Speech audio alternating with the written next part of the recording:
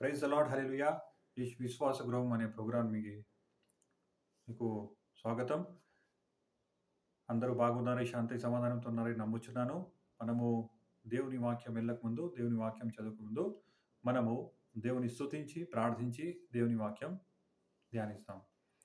మధురమైనది నా యేసు ప్రేమ, మరుపురానిది నా తండ్రి ప్రేమ. మధురమైనది నా యేసు ప్రేమ, మరుపురానిది నా తండ్రి ప్రేమ. మరువలేనిది నా యేసుని ప్రేమ, మరువలేనిది నా యేసుని ప్రేమ.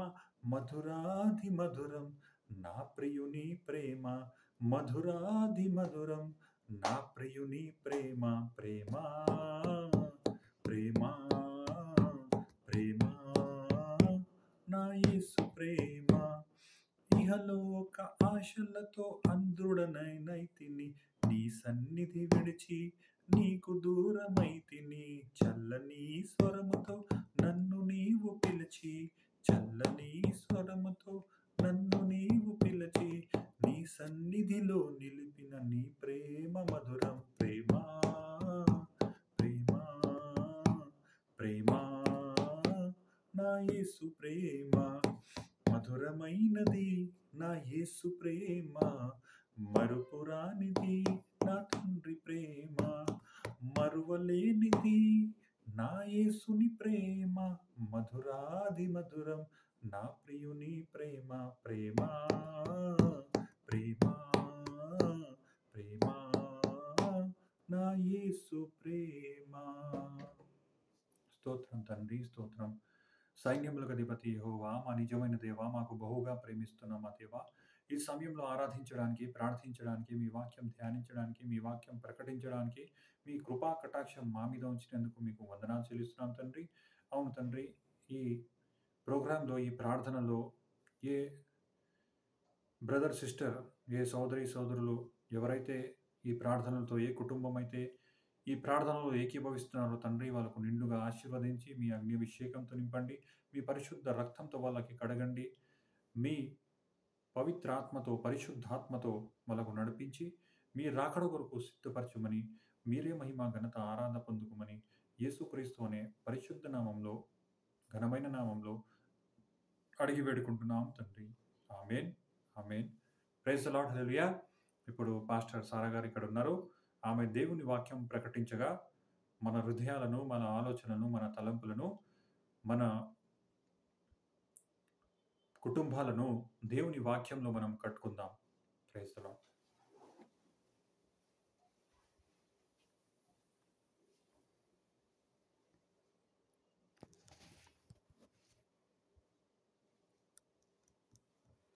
Praise the lord hallelujah. ఎలా ఉన్నారండి దేవుని కృపలో? మనమందరం చాలా సంతోషంగా, సమాధానంగా ఉన్నాం. ఎందుకంటే ఆయన బిడ్డలం కదా! ఆయనలాగే మనం ఉంటాము. ఒక చిన్ని వాక్య ధ్యానంలోకి వెళ్దాం చిన్ని ప్రార్థనతో. ఈరోజు దేవుడు మనతో మాట్లాడే అంశం సంతోషం. సంతోషంగా ఉండండి, సమాధానంగా ఉండండి అని దేవుడు మాట్లాడుతున్నాడు. నీ సంతోషం నాకివ్వు తండ్రి. మనం పాటలు కూడా పాడతాం. ఈ సంతోషం నీకు కావాలనా అనేసి. ఈ సంతోషం ఎవరికి కావాలి?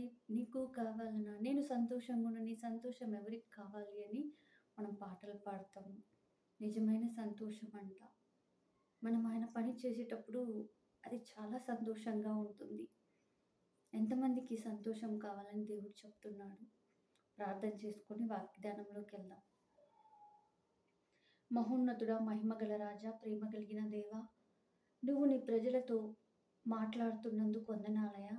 ఏ బిడ్డలైతే నిరుత్సాహంగా, దిగులుతో, వేదనతో, బాధతో ఉన్నారో వారందరికీ ఒక శుభవార్త చెప్తున్నాడు. నేనుండంగా ఎందుకు దిగులు చెందుతున్నావు? ఎందుకు భయపడుతున్నావు? దిగులు పడకు, ధైర్యంగా ఉండు. నా సంతోషం నీకు ఇవ్వబోతున్నాను.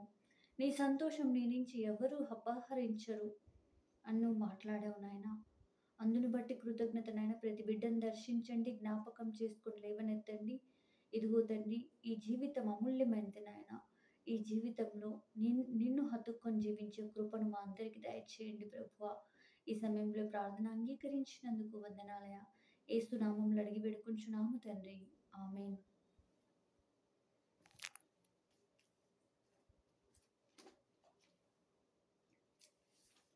మొదటి తెస్సలోనిక 5వ అధ్యాయంలో 14 వచనం కాడి నుంచి మనం చదువుదాం. మొదటి తెస్సలోనిక 5వ అధ్యాయం. ఇక్కడ చాలా చక్కగా దేవుడు సెలవిస్తున్నాడు. ఇక్కడ ముగ్గురు మనుషులను చూపిస్తున్నాడు మన దేవుడు. ఈ ముగ్గురు మనుషుల్లో మనం ఉన్నామేమో ఒకసారి జ్ఞాపకం చేసుకుందాం. ఎందుకంటే ఒకటి ధైర్యము, ఇంకొకటి కీడుకు ప్రతి కీడు చెయ్యకు, ఇంకొకటి ఎల్లప్పుడూ సంతోషంగా ఉండు, ఎడతెగక ప్రార్థన చేయి. ఇక్కడ ఎడతెగక ప్రార్థన చేయమని కూడా దేవుడు సెలవిస్తున్నాడు. మొదటిగా మనము చదువుదాము. సహోదరులారా 14వ వచనం. తెస్సలోనిక 1వ అధ్యాయం, 1 తెస్సలోనిక 5వ అధ్యాయంలో 14వ వచనం. సహోదరులారా, మేము మీకు బోధించుచున్నదేమనగా అక్రమముగా నడుచు వారికి బుద్ధి చెప్పుడి, ధైర్యము చెడిన వారిని ధైర్యపరచుడి, బలహీనులకు ఊదనీయుడి, అందరి ఎడల దీర్ఘశాంతము గల వారై ఉండుడి, ఎవడునకు కీడుకు ప్రతి కీడు ఎవనికును చేయకుండా చూచుకునుడి. మీరు ఒకని ఎడల ఒకడు మనుషులందరి ఎడల ఎల్లప్పుడూ మేలైన దానిని అనుసరించుచు నడుచుకొని ఎల్లప్పుడూ సంతోషంగా ఉండుడి. దేవుడు ఏం చెప్తున్నాడు? ఎల్లప్పుడూ సంతోషంగా ఉండమని దేవుడు చెప్తున్నాడు. అక్రమంగా నడుచుచున్నారు, వాళ్ళ బుద్ధి నువ్వు చెప్పాలి అని దేవుడు చెప్తున్నాడు. వాళ్ళు చేసి తప్పు పని. దేవుడు నమ్మారు, దేవుడు అంటే ఇష్టము, దేవుడు కార్యాల్లోకి పాలు పంచుకున్నారు, కానీ చెయ్యరాని పనులు చేస్తున్నారు. అది నీకు తెలిసింది. పోనీలే నాకెందుకు, మరి నేను చెప్తే దేవుడు నీకు చెప్పమన్నాడు ఈ మాట. వెళ్ళి చెప్పు, ఇది కరెక్ట్ కాదు. వినకపోని నీకు చెప్పాడు కదా దేవుడు, వాళ్ళు అక్రమంగా నడుస్తున్నారు, వెళ్ళి చెప్పు. వెళ్ళి చెప్పమన్నప్పుడు నీకు తెలుస్తుంది ఆ విషయం, ఇక్కడ తప్పు జరుగుతుంది, ఇది నాకు అర్థమైంది, నేను నా తండ్రి మాటలు వినాలి అన్నప్పుడు నువ్వు వెళ్ళి ఇది నీకు తగదు, మనకు తగదు, మనం దేవుని బిడ్డలము, సరిచేసుకో అని ఒకసారి బుద్ధి చెప్పి చూడు అంటున్నాడు. వింటే నీ సహోదరుని సంపాదించుకుంటావు, వినకపోతే అన్యుడిలాగా భావించమని దేవుడు సెలవిస్తున్నాడు. ఎప్పుడైనా మనం చెప్పామా? చెప్పము. ఏమనుకుంటారో, నాతో మాట్లాడరో, నాకు ఇస్తారో ఇవ్వరో, మరి నేను పిలిస్తే వస్తారో రారో, మరి నేను మీటింగ్ పెడతాను కదా ముసలమ్మ ముచ్చట్లు, ఆ ముసలమ్మ ముచ్చట్లో ఉంటారో లేరో, మరి నన్ను బ్యాడ్గా చిత్రకించుతారేమో అని నువ్వు చెప్పవు. కానీ ఇక్కడ ఏం చెప్తున్నాడు దేవుడు? బుద్ధి చెప్పమంటున్నాడు. సొంత బిడ్డలకే చెప్పవు, మా దేవుడి బిడ్డల పక్కన వాళ్ళకి ఏం చెప్తావు? నీ కళ్ళ ముందు నీ సొంత బిడ్డలకి నువ్వు చెప్పవు. ఇది తప్పు, ఇలా చేయకూడదు అని ఎందుకు గద్దించలేకపోతున్నావు? ఎందుకు? భయము. కానీ దేవుడు ఇక్కడ నీకు చెప్పమన్నది ఖచ్చితంగా చెప్పాలి.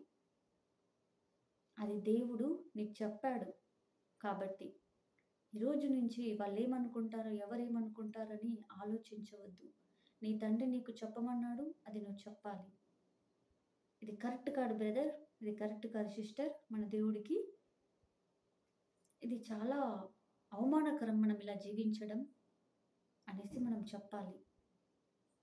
బైబుల్ తీసి చెప్పాలి. మనకు వాక్యం తెలుసు, దేవుడి ప్రేమ తెలుసు కాబట్టి. ఇంకొకటి ఏం చెప్తున్నాడంటే, నువ్వు ఇప్పుడు చెప్పలేదనుకో, దేవుడికి ముఖం ఆ ప్రశ్న దేవుడు అడుగుతాడు. ఆ రోజు నీకు చెప్పమని, ఎందుకంటే తను పాడైపోతే తన అంధకార లోకంలోకి వెళ్ళిపోయినప్పుడు, తన పాపంలో ఊబిలో వెళ్ళినప్పుడు అప్పుడెవరు రక్షించలేరంట. తను ఇంకా తప్పుల మీద తప్పులు, తప్పుల మీద తప్పులు చేసేటప్పుడు అప్పుడెవరు రక్షించలేరంట. ఎందుకంటే నువ్వు చూస్తూ కూడా వదిలేసావు కదా! చూస్తూ చూస్తూ మునుగుమని ఇంకా మునిగిచేసావు కదా! ఏం కాదులే అనేసి కాముగుండిపోయావు కదా!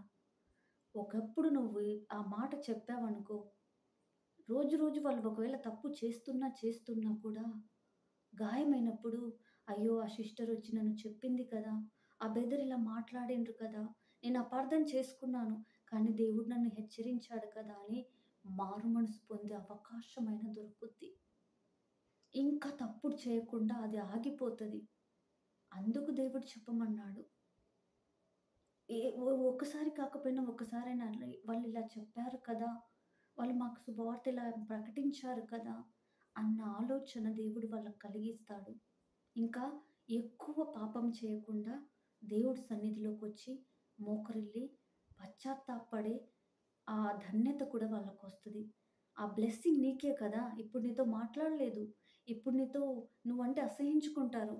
కానీ ఏదో ఒకరోజు తెలిసినప్పుడు అప్పుడు నీ గురించి వాళ్ళు దేవుడికి ప్రార్థన చేస్తారు కదా! అప్పుడుది ఆలోచించమని ఆ పాపంలో నుంచి వాళ్ళని లాగమని దేవుడు సెలవిస్తున్నాడు. ఇంకొకటి రెండో మాట ఇక్కడ, చెడిపోయిన వారిని ధైర్యపరచు, బలహీనులకు ఊదనీయుడి, అందరి ఎడల దీర్ఘశాంతము గలవారై ఉండుడి. హల్లెలూయా! ఎంత చక్కగా ఇది చెప్తున్నాడు దేవుడు. చెడిపోయిన వారిని ధైర్యపరచు అని ఎందుకు ఇక్కడ చాలా జాగ్రత్తగా మనం వినాల్సిన మాటలు.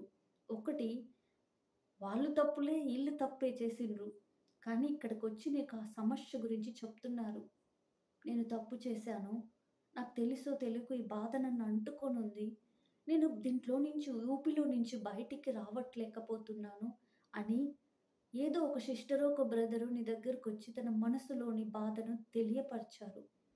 అప్పుడు నువ్వేం చేయాలి? ఈ నా మాటలు కాదు, వాక్యం చెప్తుంది. భయపడవద్దు, బాధపడవద్దు. మన దేవుడు సర్వశక్తివంతుడు. మన దేవుడి సన్నిధిలో మనం మోకరిల్లి ప్రార్థన చేద్దాం. అది ఆ బాధ నుంచి విడుదల పొందుదాం. ఇక మళ్ళీ తప్పు చేయకు. ఇంక మళ్ళీ ఆ జోలికెళ్ళకు. ఎందుకంటే ఈ బాధలో నుంచి నేను కూడా పడి ఉన్నాను. నన్ను రక్షించిన దేవుడు నిన్ను రక్షించడా? ఒకవేళ నీకే అన్యాయం చేసిండ్రు. నీకే అన్యాయం చేశాను, నన్ను క్షమించవా అని అడిగినప్పుడు ఇక్కడ దీర్ఘశాంతం చూపమన్నాడు దేవుడు. ఎందుకు దీర్ఘశాంతం చేసిన వాడే నీ కాడికొచ్చి నన్ను క్షమించవా? నీ ఎడల నేను చాలా దౌర్భాగ్యంగా, చాలా కఠినముగా ప్రవర్తించాను అన్నప్పుడు నీ మనసు ఎలా ఉండాలంట? దీర్ఘశాంతంగా ఉండాలంట. ఇక్కడ ఒక మాట చెప్తున్నాడు. ఏమని? అందరి ఎడల దీర్ఘశాంతం గలవారై ఉండుడి. ఒకటి ఊదననివ్వండి. ఇలా చెప్పినప్పుడు సరే నా ఎడల నువ్వు చేశావు కదా! నా తండ్రికి, నా యేసయ్యకు ఉమ్ము వేసేటప్పుడు ఆయన క్షమించాడు. నేను కూడా నిన్ను క్షమిస్తున్నాను. నా యేసేపు సిలువలో మేకులు గుచ్చేటప్పుడు నా కోసం, నీ కోసం ఆయన క్షమించాడు. నేను కూడా క్షమిస్తున్నాను. నా కోసం రక్తం కాచి నన్ను క్షమించాడు దేవుడు. నువ్వు చేశావు కదా! ఒప్పుకున్నావు కదా! ఇంక నేను నిన్ను క్షమిస్తున్నాను. దీర్ఘశాంతంతో జవాబు చెప్పు. ఒకటి ఊదననివ్వు. నీ మాటలతో కట్టబడాలి. కూల్చబడకూడదు. ఆ కాపురము కట్టబడాలి. ఒకరికి ధైర్యం రావాలి. అరే! వీరు కూడా ఇలాంటి పరిస్థితిలో, ఇలాంటి సాక్ష్యంలో వీళ్ళు కూడా పడ్డారు. కాబట్టి నాకు వీళ్ళు ధైర్యం ఇస్తున్నారు. వీళ్ళ మాటలు వింటుంటే బ్రతకాలన్న కోరిక కలుగుతుంది. కొందరికి బ్రతకడానికి ఇష్టం ఉండదు వాళ్ళు చేసిన తప్పులకు. వాళ్ళకున్న బాధలకు, వాళ్ళకున్న కష్టానికి వాళ్ళు బ్రతకలేక, చెప్పుకోలేక లోపలనే కుమిలుతుంటారు. అలాంటి బిడ్డలు మీ దగ్గరకొచ్చినప్పుడు ఇంక అయిపోయింది నీ బతుకు. ఇంక నీకు అది కొట్టింది, ఇది కొట్టింది. నీకు దెయ్యం పట్టింది, దేవుడు వదిలేశాడు. నీ పని అయిపోయింది అని చెప్పకు. అది మన దేవుడు నేర్పియలే. ఏం కాదు. మనమేం మోకరిల్లి ప్రార్థన చేద్దాం. దేవుడు మనకు సహాయం చేస్తాడు.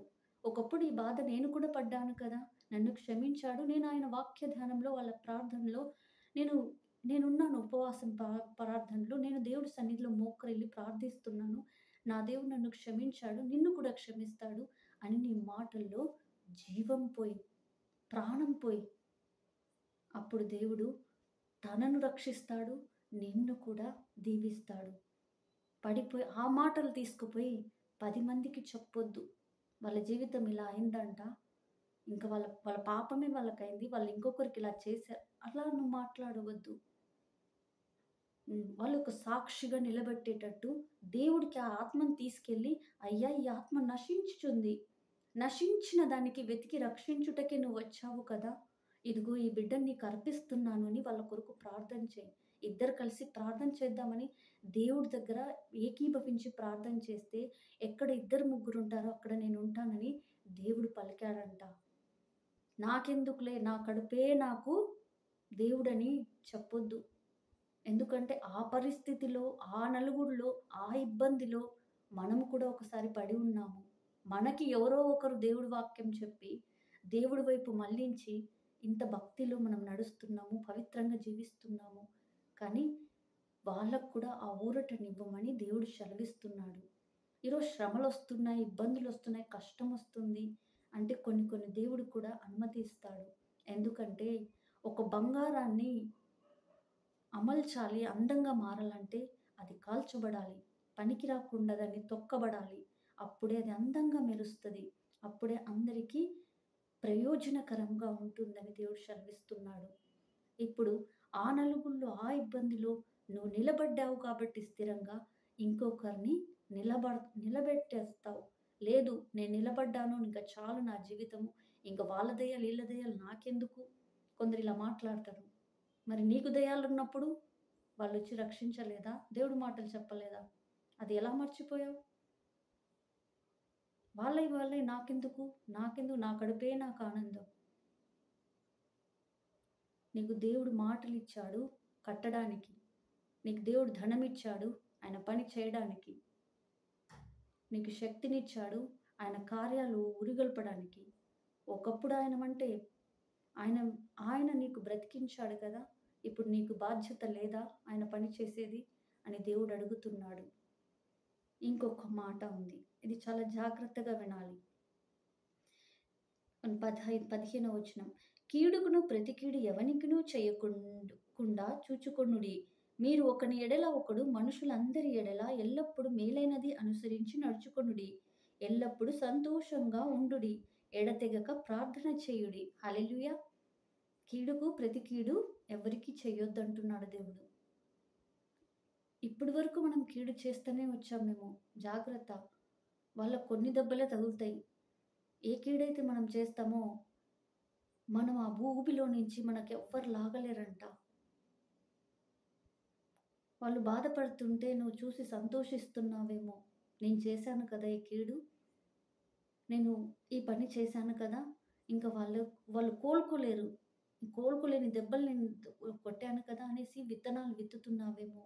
కానీ అది దేవుడు చూస్తాడు. దేవుడి కళ్ళంట ప్రతి స్థలంలో ఉంటాయంట. మనం ఏది విత్తుతామో దాన్ని కోస్తామంట. మంచి విత్తనాలు విత్తితే మంచి పంట కోస్తామంట. ఏదైతే దుష్ట క్రియలు చే చత్ చ అవి పనికిరాని క్రియలు, ఒకరిని ముంచే క్రియలు, ఒకరిని ఇబ్బంది పెట్టాలి, ఒకళ్ళు బాధపడుతుంటే నవ్వే క్రియలు, ఇలాంటివి మనం చేస్తే తప్పకుండా మనకు రెండింతలు కీడు దేవుడు అనుమతిస్తాడంట. అది చూసి నవ్వినప్పుడు మనల్ని చూసి కూడా మన దేవుడు నవ్వుతాడంట. జాగ్రత్త. ఇది మాత్రం ఎవ్వరికీ చేయవద్దు. వాళ్ళు మన శత్రువులైనా కూడా, వాళ్ళు మనకు హాని చేశారు కూడా, వాళ్ళకి మనం కీడు చేయకూడదు. క్షమించమని దేవుడు అడుగుచున్నాడు. రోమా 12లో క్షమించు, క్షమించు, దీవించు, ప్రేమించు. పగ తీర్చుకుంట నా పని, నీ పని కాదంటున్నాడు దేవుడు. క్షమించేసేయి. అంతేకాని వాళ్ళు ఇది చేశారు నేను వాళ్ళకి ఖచ్చితంగా చేస్తాననేసి అడ్డదారులు తొక్కొద్దు. ఆ అడ్డదారిలోకెళ్తే ఊపిరి బిగించుకోలేక, ఆ పాప ఊబిలో పడి బయటికి రాలేక, వీరికంటే ఇంకా నువ్వు నలిగిపోతావు. ఎవరికైతే కీడు చేయాలనుకుంటున్నావో, ఇంకా అధికంగా కీడు నీకే నీ నీ అది నీ ఒక్కరికే అంటదు. మళ్ళీ నేను చెప్తున్నాను ఆ కీడు. కుటుంబాలు నాశనం అయితదది. తరతరాల నాశనం అనుభవించాల్సిందొస్తది. అందుకు కాబట్టి ఏ కీడైతే మనం ఇంకొకరి ఎడల చేస్తున్నామో చాలా జాగ్రత్త. అదే నువ్వు మేలు చేసి చూడు, అది నీ బిడ్డలకు తరతరములకు మేలుగా, దీవెనగా మారుతది. అదే నువ్వు ఒక చెడ్డ కార్యము చేసి, కీడు చేసి, ఇబ్బంది పాలు తెచ్చుకున్నావేమో, దయచేసి తండ్రి దగ్గరకొచ్చి క్షమాపణ అడుగుతున్నాను ప్రభువా!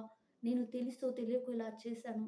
నన్ను క్షమించు అని ప్రార్థన చేయమని దేవుడు సెలవిస్తున్నాడు. ఇక ఇప్పటి నుంచి ఇది వదిలేయమని చెప్తున్నాడు దేవుడు. అలాంటివి పనులు ఎవరికీ చేయవద్దని దేవుడు చెప్తున్నాడు. ఇంకో విషయము, ఎల్లప్పుడూ సంతోషంగా ఉండుడి. ఈ కార్యాలను మనం ఎప్పుడైతే చేస్తామో, మన దగ్గర ఉన్నా లేకపోయినా మన ముఖమంట వెలుగుమయముగా తేజస్సుతో ఉంటుందంట. సంతోషంగా ఉంటుందంట. ఎందుకంటే దేవుడి ఆత్మ మనలో ఉంటుంది కాబట్టి, ఆయన ఇష్ట ప్రకారం మనం ఒక్కొక్క మాట, ఒక్కొక్క పని ఆయనకు నచ్చినట్టు చేసుకొని పోతే, అది కష్టమైనా కూడా సంతోషంగా ఉంటుందంట. కష్టమే తెలియకుండా ఉంటుందంట. ఎముకలకు ఉజ్జీవం అంట, విందు అంట. కీడు చేసే ఇంట్లో నుంచి కీడు ఎప్పుడూ తొలగిపోదంట. ఎప్పుడు శాంతి ఉండదంట, సంతోషం ఉండదంట. కానీ మేలు ఎప్పుడైతే దేవుని సన్నిధిలో ఉండి, ఆయన ఇష్ట ప్రకారం ఆయన ఇప్పుడు ఏదైతే చెప్తూ మనం నడుచుతూ వెళ్ళామో, మన మొఖమంతా వెలుగుతూ సంతోషంగా ఉంటుందంట. బాధ కలిగినా కూడా తొందరగా వెళ్ళి ఆయన సన్నిధిలో మనం ఎప్పుడైతే ఏడ్చి ప్రార్థన చేస్తామో, ఎక్కడలేని సంతోషం, ఎక్కడలేని సమాధానం, ఏదో అన్నీ సాధించినంత సంతోషం మనకు కలుగుద్దంట. దేవుడు ఇక్కడ చెప్తున్నాడు, ఆ సంతోషం నీకు కావాలంటే ఇప్పుడు వరకు నువ్వేమేమి చేశావో అవన్నీ వదిలేసేయి. ఎవరెవరైతే నీ దగ్గరకు వచ్చారో వాళ్ళని ధైర్యపరచు. తప్పు చేసే వాళ్ళని గర్ధించు అని దేవుడు సెలవిస్తున్నాడు. చివరి మాట మనం మాట్లాడుకుందాం. ఎడతెగక ప్రార్థన చేయవాలంటున్నాడు. ఎడతెగక ప్రార్థన చేస్తేనే స్థిరముగా నిలబడతాము. ఎప్పుడైతే మనం ప్రార్థనలో, ఆరాధనలో, వాక్య ధ్యానంలో, ఆయన సన్నిధిలో మనం గడపలేదనుకోండి, ఎవరిని మింగుదామా అని గర్జించే సింహం వలె తిరుగుతున్నాడంట అపవాది. కొంచెం నువ్వు ఒకరు డీలా చేసావనుకో, నీకు తెలియకుండానే నీలోకి చాలా దూరుతాయంట.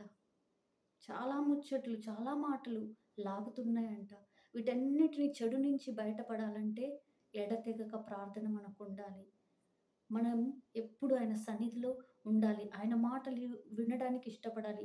ఎప్పుడైతే ఏ రోజైతే మనం ప్రార్థన చేయమో, ఏ రోజైతే ఆయన వాక్య ధ్యానంలో వినమో, అప్పుడంట మనుషుల మాటలు, ఆ పాతవి ఉంటాయి చూడండి, ముచ్చట్లు ఒక్కొక్కసారి మాట్లాడుకునేవి, ఆ మాటలు కావాలి.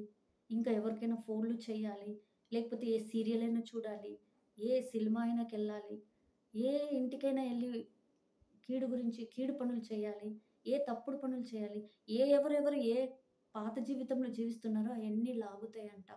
జాగ్రత్త. మనము ఎడతెగక ప్రార్థన చేయాలి. ఎప్పుడైతే మనం సంతోషంగా, సమాధానంగా ఆయన సన్నిధిలో ఎలా ఉంటామో, ఎలాగా ఎడతెగక ప్రార్థన చేస్తామో దేవుడు స్వయంగా ఇక్కడ మాట్లాడాడు. మొదటి తెహెస్కులోనిక 5వ అధ్యాయం మొత్తం చదవండి. ఉగ్రత పాలవ్వడానికి మనం పిలవలేదు. మనం పాడవ్వడానికి మనకు దేవుడు పిలవలేదు. మనం బ్రతికి ఇంకొకరికి బ్రతికించడానికి, దేవుని మాటలు చెప్పడానికి, ప్రతి బిడ్డను పాస్టర్లే, ప్రీచర్లే కాదు, అందరికీ ఆయన ఆత్మనిచ్చి ఉన్నాడు. అందరికీ ఆయన సహాయం చేసి ఉన్నాడు. అందరి కోసం రక్తం చిందించున్నాడు. అందరికీ బాధ్యత ఉంది. నాకెందుకులే అని అనుకోవడానికి లేదు. దేవుడు అందరికీ లెక్క చెప్తాడు. కాబట్టి మనం జాగ్రత్త కలిగి మనం ఉండాలని దేవుడు సెలవిస్తున్నాడు. ఈరోజు విన్నాము కదా మన తండ్రి మాటలు. సంతోషంగా ఉండు ఎల్లప్పుడూ అంటున్నాడు. ధైర్యం పరచు.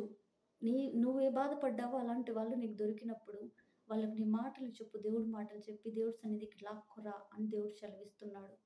ఇంతటితో మనం ఈ దేవుడి మాటలు విన్నాము కదా, ప్రార్థన చేసుకొని ముగిద్దాము. పరిశుద్ధుడా, ప్రేమ కలిగిన దేవ, సర్వోన్నతుడ, సర్వసంపన్నుడ, దయగల దేవ, నీ అగ్నితో అభిషేకించినందుకు, నీ ఆత్మతో నింపినందుకు వందనాలయ. అవును తండ్రి, ప్రతి బిడ్డతో మీరు మాట్లాడారు నాయన. అవును తండ్రి. మీరు మాట్లాడిన ప్రతి మాట, ఆత్మ చెప్పిన మాట చెవిగలవాడు వినుగాక రాజా. అన్ని చోట్ల మీరుంటారు నాయనా. అందును బట్టి కృతజ్ఞత స్తుతులు నాయనా. నా నోటిని వాడుకొని మీ బిడ్డలకు ఏ వాక్యం కావాలో అది అందించావు తండ్రి. ఏ బిడ్డ నశించిపోవడం నీకిష్టం లేదు నాయనా. ప్రతి బిడ్డను దీవించండి, ఆశీర్వాదకరంగా మార్చండి నాయనా. ఏ ఇంట్లో కీడు ఉంటుందో ఆ ఇంట్లో నుంచి కీడు తొలగిపోదని చెప్పావు నాయనా. ఏ ఇంట్లో చెడ్డ మాటలుంటాయో ఆ ఇంట్లో నుంచి చెడు తొలగిపోదంటున్నాడు తండ్రి. ఏ ఏ బంధకాలలో ఉన్నారో, ఏ ఏ పాప స్థితిలో పడి ఉన్నారో, ఒకవేళ పాప స్థితిలో నుంచి బయటికి రాలేకపోతున్నారో, వారందరిని దర్శించి వాళ్ళ బంధకాలు నజరేయుడైన యేసు నామములో తొలగించండి ప్రభువా. నీ సన్నిధిలోకొచ్చి మోకరించి ప్రభువా నన్ను క్షమించు.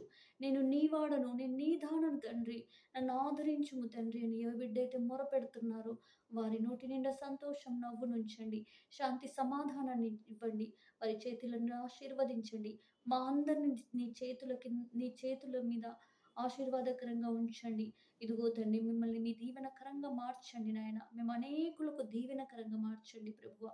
ఇదిగో తండ్రి ప్రతి బిడ్డని నీకు అర్పిస్తున్నాను నాయన. అనారోగ్యంగా ఉన్న బిడ్డలను స్వస్థపరచండి నాయన. ఇదిగో తండ్రి బాధతో దిగులుతో ఉన్న బిడ్డలను తాకి ముట్టి స్వస్థపరచండి ప్రభువా. ఇదిగో తండ్రి బిడ్డలను నీ జ్ఞాపకం చేసుకున్నందుకు వందనాలయ. నజరేయుడైన యేసు నామములో అడిగి వేడుకొంచున్నాము తండ్రి. ఆమేన్. పరలోకమందున్న మా యొక్క తండ్రి, మీ నామం పరిశుద్ధపరచబడును గాక, మీ రాజ్యం వచ్చును గాక, పరలోకంలో మీ చిత్తం నెరవేరినట్టు భూమి యందు మా యందు నెరవేరును గాక. అనుదిన ఆహారం మాకు దయచేయండి. మా రుణస్థులను మేము క్షమించినట్టు మా రుణములు మీరు క్షమించండి. మాకు శోధనలోకి తేక దుష్టుని నుంచి తప్పించండి. ఎందుకనగా రాజ్యం, మహిమ, బలము సమస్తం నీదే ఉంది మా తండ్రి. ఈ సమయంలో ప్రార్థనలన్నిటికీ జవాబిచ్చినందుకు వందనాలయ. యేసు నామములో అడిగి వేడుకొంచున్నాము తండ్రి. Amen. Amen. Amen. Praise the lord.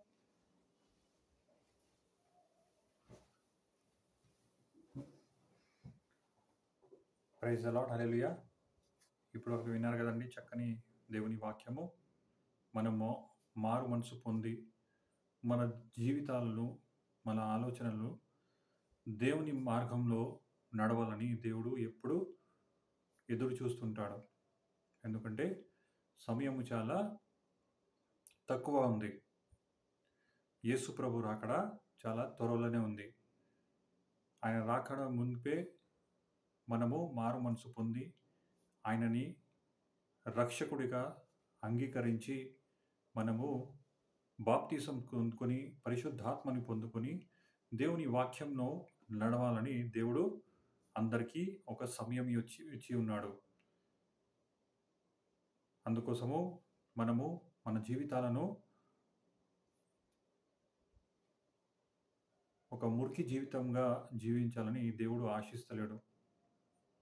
మన జీవితము చాలా విలువైన జీవితము. అందుకోసం ఆయన ప్రియ కుమారుని యేసు ప్రభుని ఈ లోకానికి పంపించి ఆయన అమూల్యమైన రక్తాన్ని, నిష్కలంకమైన రక్తాన్ని, పవిత్రమైన రక్తాన్ని మీకోసం, నా కోసము, సర్వ మానవుల కోసము ఆయన అది ధారపోసాడు. ఎన్ని సంవత్సరాలైన తర్వాత కూడా చాలామంది యేసు క్రీస్తును అంగీకరించలేకపోతున్నారు. నేనే మార్గం, నేనే జీవం, నేనే సత్యం, నేనే పునరుత్థానము, నా ద్వారానే మీరు తండ్రి దగ్గర వస్తారని చెప్పిన మాట 100% సత్యమే. ఆ సత్యమైన దేవుడిని కూడా, ఆ పవిత్రమైన దేవుడిని కూడా మనం వదిలేసి మన దారిలో మనము స్వయంగా దారిలు సృష్టించుకుంటా పోతున్నాము. ప్రతి మానవుడు ఏ మార్గంలో వెళ్ళాలంటే ఆ మార్గంలో వెళ్ళవచ్చు. ఎవరికి బలవంతం లేదు. కానీ ఈ జీవితము దేవుడిచ్చిన జీవితము. ఈ జీవితము ఒక లెక్క దేవుడికి సమర్పించని దినము వస్తది. ప్రతి మనుషుడికి దేవుడు జవాబు ఖచ్చితంగా అడుగుతాడు. ఈ జీవితంలో నువ్వు ఏం చేశావు?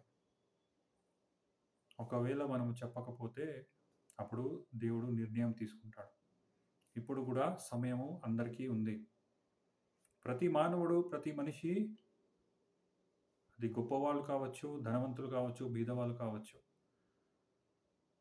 ప్రతి మనిషి పొరపాటు చేస్తాడు. ప్రతి మనిషి పాపము చేస్తాడు. అందుకోసమే దేవుడు మన పాపాల్ని కడగడానికి సిద్ధంగా ఉన్నాడు. మనం పాపం చేశాం కదా! మనకు ముర్ల కిరీటం ధరించే దేవుడు మనకు కాదు. మనం పాపం చేశాం కదా! మనకు కొరడాల దెబ్బలు కొట్టడానికి దేవుడు సిద్ధంగా లేడు.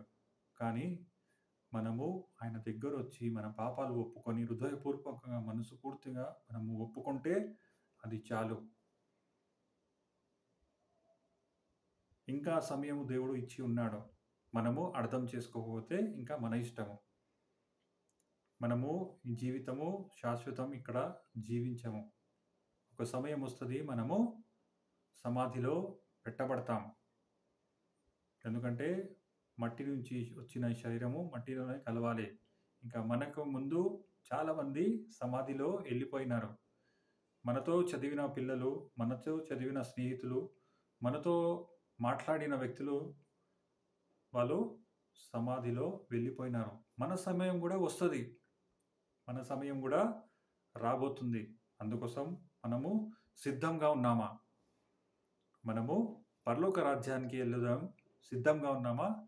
లేకపోతే నరకానికి ఎళ్ళడానికి సిద్ధంగా ఉన్నామా? నిర్ణయము మనం తీసుకోవాలి. నిర్ణయము మనము తీసుకోవాలి ఖచ్చితంగా. ఈ ప్రయాసమంతా మాది ఏంది? దేవుని వాక్యం ఎందుకు చెప్తున్నాము? దేవుడు నా జీవితమే మురికి జీవితంలో తీసుకొని వచ్చి ఒక సాక్షిగా మీ ముంగట ఉంచి ఉన్నాడు. నేను గూడా చాలా చెడ్డవాడినే. నా స్నేహితులు తిరిగి నా యవ్వన కాలంలో చాలా ఘోరమైన జీవితము నేను జీవించాను. కానీ ఎప్పుడైతే దేవుని స్వరము నేను విన్నానో, ఎప్పుడైతే నేను పవిత్ర గ్రంథాన్ని పట్టుకున్నానో, కింద పడినా, పైన పడినా నేను నడుచుకుంటా ఆయన మార్గంలో వచ్చేసాను. ఇప్పుడు నా జీవితంలో దేవుని కంటే ఎక్కువ ఎవరు కాదు. నా దేవుని కంటే, నా దేవుని మాట కంటే నాకు ఎవరు కాదు అని నేను నిర్ణయం తీసుకున్నాను.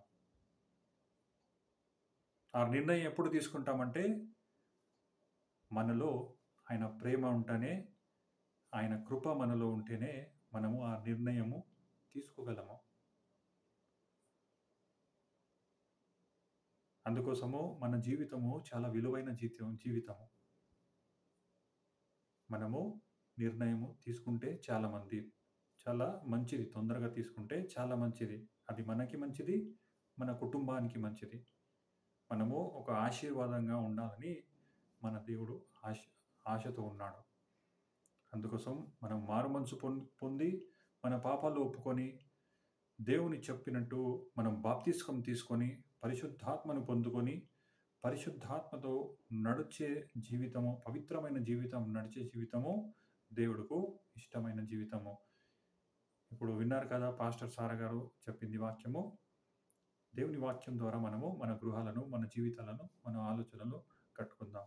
ముగింపు చేస్తాం ప్రోగ్రామ్‌ని. మన తండ్రి అయిన దేవుడి నుండి, మన ప్రభు అయిన యేసుక్రీస్తు నుండి మనకు కృపయు సమాధానము సమృద్ధిగా కలుగును గాక. ఆమేన్. ఇది మొదలుకొని నేను మిమ్మును ఆశీర్వదించెదను. హగ్గయి 2:19. ఆమేన్.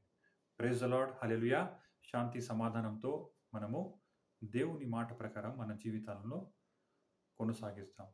Praise the lord. ఆమేన్.